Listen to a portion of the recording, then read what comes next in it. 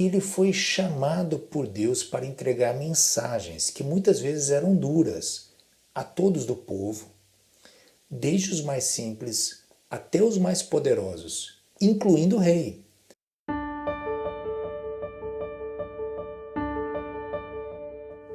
Hoje nós começaremos uma nova série e será no livro do profeta Jeremias. Esse é um livro muito especial.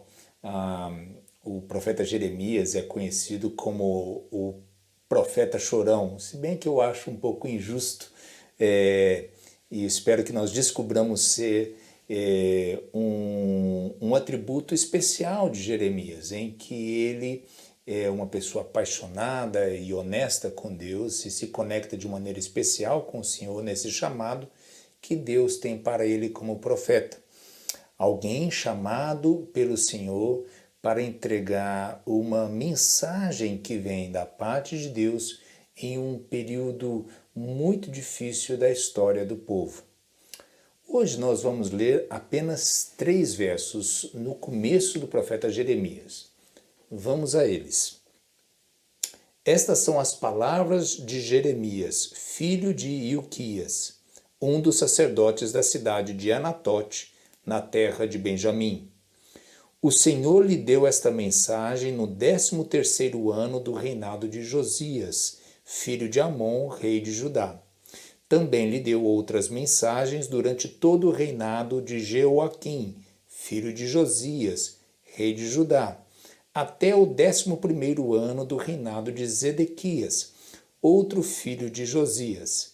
Em agosto daquele ano, o povo de Jerusalém foi levado para o exílio. Talvez eu deva lhes alertar que nós iremos avançando um pouco devagar no livro de Jeremias. Quando os acontecimentos narrados estão muito distantes da gente, na história, na geografia, na cultura, é bom a gente buscar resgatar alguns desses elementos, porque quando a gente entende melhor a riqueza do texto, do que está acontecendo, isso nos ajuda também a fazer melhores conexões com a nossa própria realidade. Outra coisa que seria bom, logo no começo, é a gente entender melhor o papel dos profetas nas Escrituras. Assim, quando estivermos estudando juntos a vida do profeta Jeremias, de tempos em tempos eu farei alguns parênteses, com algumas observações sobre como nós devemos ler esse tipo de literatura profética. Hoje, por exemplo, eu já começo dizendo que os profetas, apesar dessa percepção comum de que são aqueles que predizem acontecimentos futuros, em realidade nós encontramos que os profetas bíblicos, além sim de dizerem coisas sobre o futuro, eles se destacam pela sua capacidade de ler e entender bem o tempo presente em que eles viviam. Ou seja, eles liam bem os sinais dos tempos, no sentido em que Deus lhes dava essa capacidade de discernir bem a realidade, de desmascarar o que estava oculto, de revelar as verdadeiras motivações, as intenções das pessoas e das autoridades do seu tempo. Com isso, ao ler bem o que estava acontecendo, eles denunciavam o que estava mal, todas as injustiças, todos os erros e pecados cometidos contra Deus e os seus propósitos, o que significava que era também injustiças cometidas um contra o outro, em uma dimensão relacional, social, comunitária no meio do seu povo, em especial com relação ao que acontecia entre os mais vulneráveis do povo, e vamos ver isso algumas vezes ao longo do livro. Então havia denúncia contra tudo que estava errado, nas relações entre as pessoas, nas ações dos seus líderes, mas também havia anúncio, ou seja, havia mensagem de juízo, de alerta, mas também de esperança, daquilo de bom que ainda poderia acontecer na vida das pessoas e da nação, em especial se houvesse arrependimento, mudança no comportamento deles, sobre aquilo que Deus ainda cumpriria na história, reconciliando, restaurando, mesmo que a notícia que eles entregavam no primeiro momento não fosse assim tão boa ou a esperada pelas pessoas. Mas o que mesmo acontecia na época em que viveu Jeremias? Então acho melhor você sentar que lá vem história. Na semana que vem, nós falaremos um pouco mais sobre o profeta Jeremias. Hoje eu queria que olhássemos juntos para os reis que aparecem logo no começo dessa história. Às vezes a gente acha a menção aos reis são apenas para marcar a cronologia dos eventos, quando é que aconteceu tal e tal coisa. Bem, é verdade que nos ajuda para isso também, mas esses detalhes nos revelam muito mais. O livro nos conta que Jeremias recebeu as mensagens da parte de Deus durante o reinado de 3 reis: Josias, Jeoaquim e Zedequias. Quem foram eles? E outros que aparecem aqui de maneira implícita nessa história. É bom lembrar que nós estamos aqui vendo acontecimentos que ocorreram mais de 6 séculos antes de Cristo. Quando Jeremias começou o seu ministério, nós estamos por volta do ano 627 a.C. E seu trabalho vai até aproximadamente 586 a.C., quando Jerusalém é destruída e o povo é levado definitivamente para o exílio na Babilônia, na segunda deportação. São por volta de 40 anos de atividade profética de Jeremias. Quando ele começou, o rei era chamado Josias. Mas antes de falar de Josias, voltemos um pouco no tempo. Aqui no texto nós descobrimos que Josias era filho de Amon, que por sua vez era filho de Manassés. E por favor não se percam nos nomes, nem nas datas. Eu prometo a vocês que nós vamos aprendendo mais sobre os reis e todos esses conflitos entre as nações da época, e a história vai ficando bem interessante. Ou, como as minhas filhas dizem que interessante não é um bom adjetivo, eu diria então que a história vai ficando fascinante. Comecemos então com Manassés, o avô de Josias. Manassés era o rei de Judá, que era o reino do sul, porque o reino do norte já havia sido tomado e destruído pelos assírios, que eram o poder dominante 7 séculos antes de Cristo.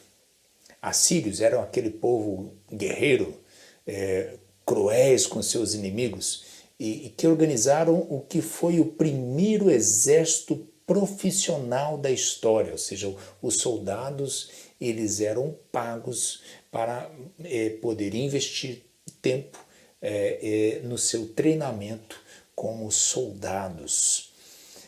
Manassés teve um longo reinado, por quase 50 anos. E eu tenho uma má notícia para vocês, para mim também. Talvez porque ele tenha querido ficar bem com os assírios, ele agiu de tal maneira que ele é considerado o pior rei que já sentou no trono de Judá. Juntou com Manassés corrupção religiosa, abandono da fé, sincretismo religioso, com o que você possa imaginar em termos de opressão social, injustiça e violência. E isso por quase 50 anos. Depois veio Amon, o seu filho. Amon é o que aparece aqui mencionado logo no começo do livro de Jeremias. E nós temos outra má notícia. Ele também foi um mau rei. A única coisa boa que podemos mencionar que o reinado de Amon foi bem mais curto que o de Manassés, seu pai. E ainda bem, porque foi apenas 2 anos. O que não foi muito bonito, ou melhor dizendo, foi trágico, foi a maneira como Amon deixou de ser rei.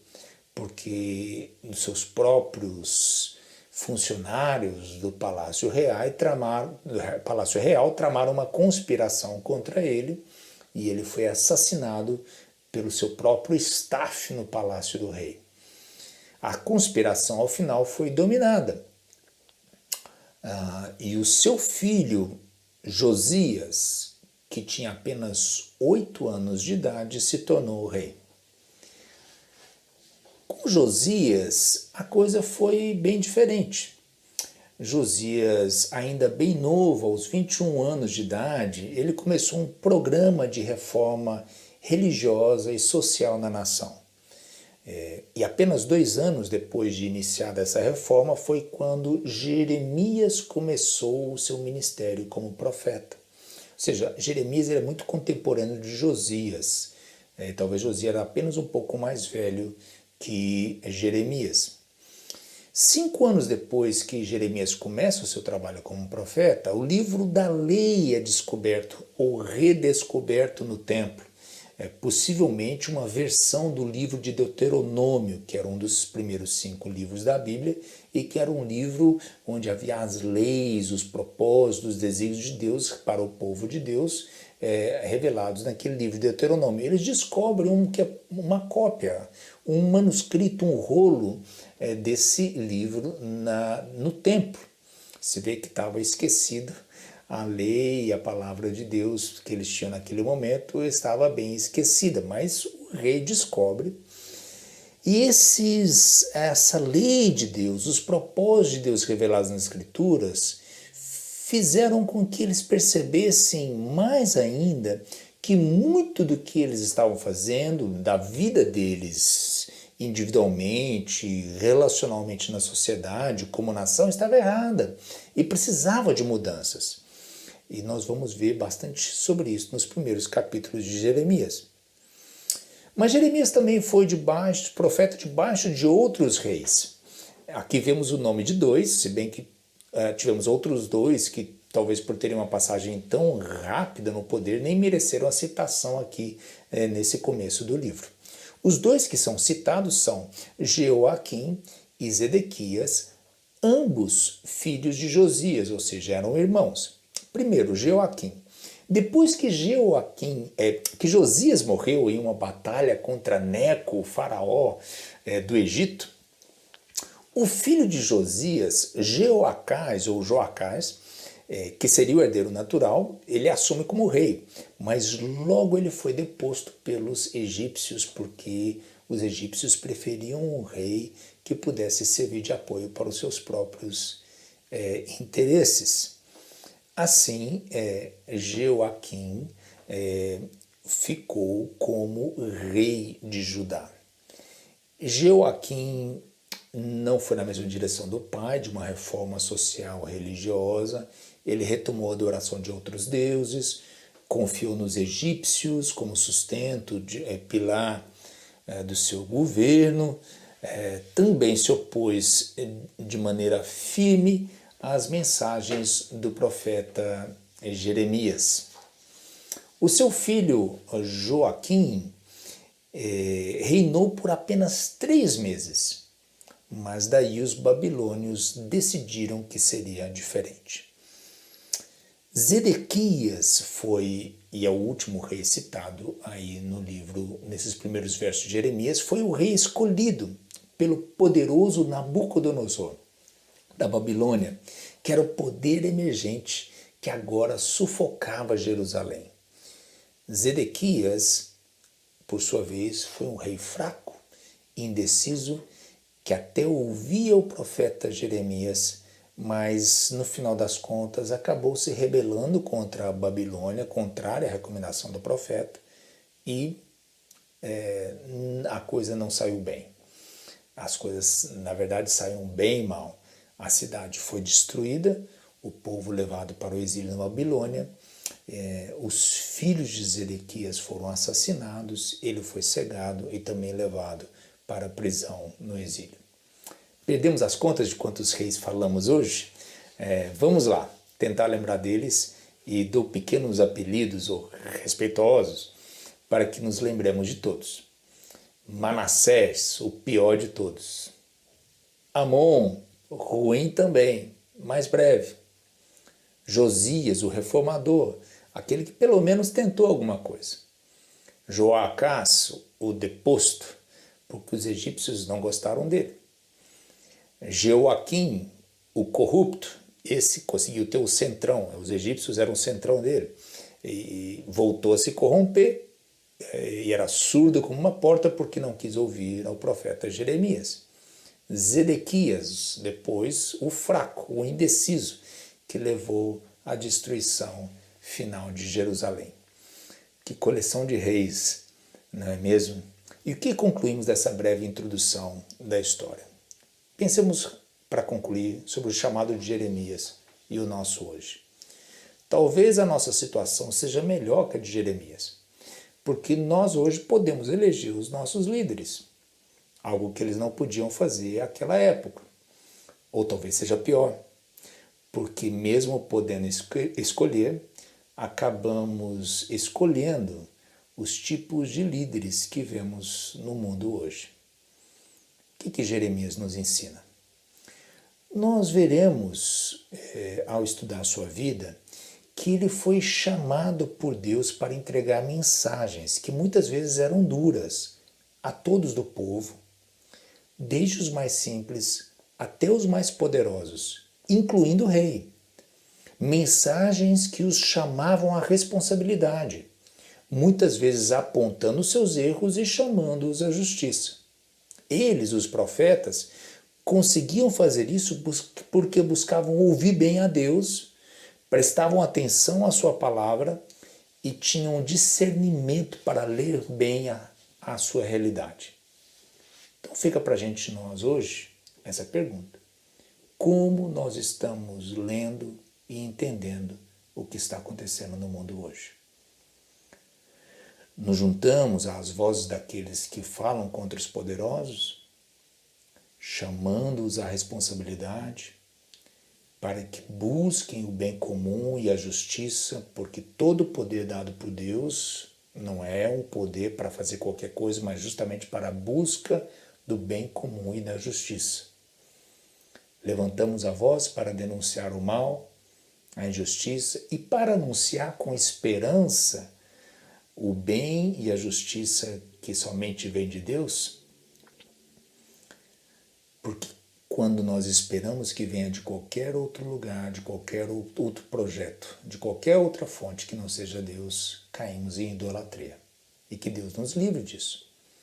Eu espero que a nossa jornada juntos com Jeremias nos ajude a entender o que Deus nos chama para ser e fazer no mundo de hoje, em busca dos seus propósitos para nós, em busca do seu reino e da sua justiça.